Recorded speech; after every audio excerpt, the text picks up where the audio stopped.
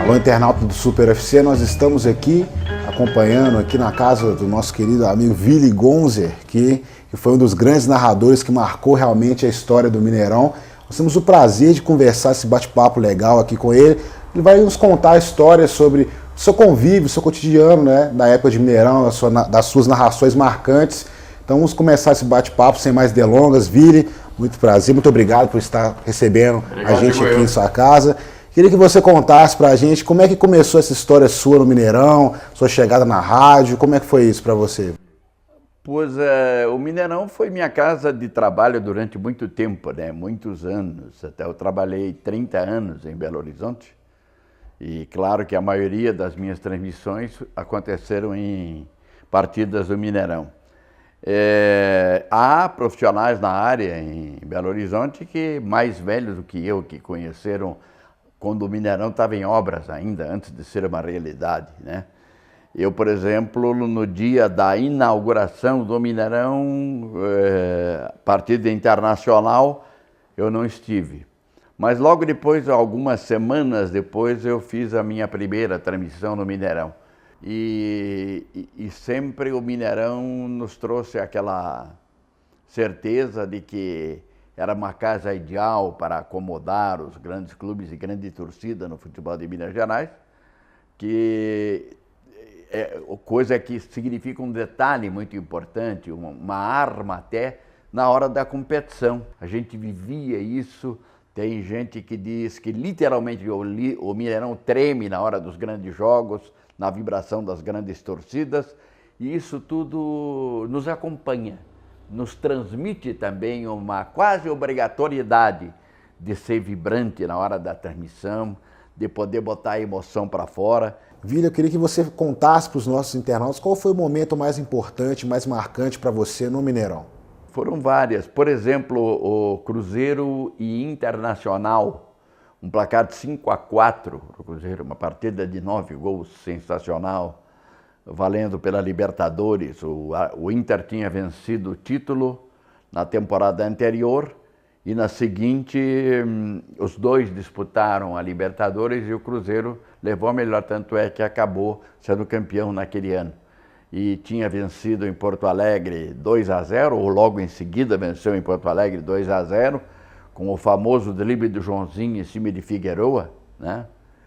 E aquele 5-4 do Mineirão foi uma das grandes partidas. A conquista do Galo na Copa Comebol, com o Negrini fazendo 2 gols numa final, etc. O Atlético ganhou 2 títulos da segunda mais importante competição de clubes da América do Sul. Aquele Cruzeiro e Bayern, quando depois de ter perdido, eu estava naquele tempo na Rádio Nacional do Rio, quando depois de ter perdido na Alemanha 2-0, se esperava que o Cruzeiro aqui devolvesse.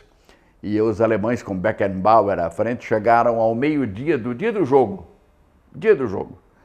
E eu até fui encontrá-los, os jogadores alemães do Bayern, no hotel em que ficaram no centro da cidade, e eu perguntei ao Kaiser, ao Frank Beckenbauer, qual é o pensamento de vocês depois de terem vencido lá? Qual é a tática para hoje?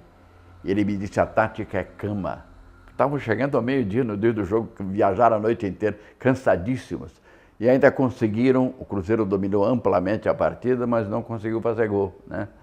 E o jogo terminou 0-0 e com isso o Cruzeiro perdeu aquela série para o Bayern de Munique, que foi campeão. E o que você guarda assim, de especial desse estádio? De alguma história que você viveu lá, algum momento assim, especial realmente para a sua carreira, de bastidores? A visita de gente do interior, né? A gente quando saía do estádio, mesmo 2 horas antes do jogo, que se tem que chegar cedo na hora que se vai trabalhar, éramos cercados por torcedores ávidos por nos abraçar, é aquela coisa que o profissional do meio infunde nos outros, transmite aos outros. Para você, quais foram os craques que marcaram o Mineirão? Você lembra de algum time que você queira destacar nesses anos de carreira? Os grandes jogadores da primeira conquista Libertadores do Cruzeiro, por exemplo, eu pouco vi, né? Mas vi algumas vezes. Tive mais chance de vê-los na seleção, caso do Tostão, por exemplo, caso Zé Carlos, aquele time todo do Cruzeiro. O outro, o de 76, já com menos nomes de expressão, mas também grandes jogadores e tal.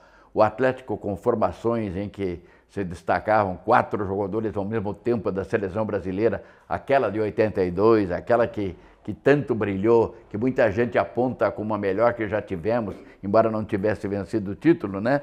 Aquela do Telê, que tinha 4 jogadores do Atlético, todos titulares no time e tal, realmente foram exponenciais. Você que narrou tantos jogos do Atlético, como é que é essa relação sua com a torcida? A emoção que a gente tenta transmitir é uma obrigação do profissional, né?